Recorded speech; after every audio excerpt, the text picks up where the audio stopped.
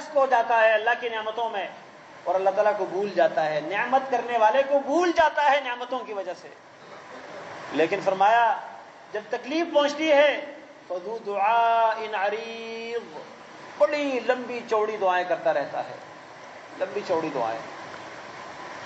بسا اوقات مسجد میں کوئی شخص جب آپ کو زیادہ نظر آتا ہے نا، اس سے پوچھ لے کہ آج کل خیر تو ہے، مسجد میں زیادہ آنا جانا ہوتا ہے؟ کہتے کام نہیں ہے، بہت پریشان ہوں، گھر میں بیماریاں ہیں اور فلاں ہے فلاں ہے۔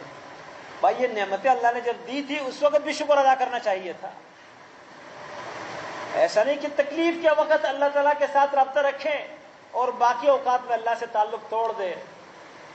یہ تو دنیا کے عقل مند لوگ بھی ایسا نہیں کرتے۔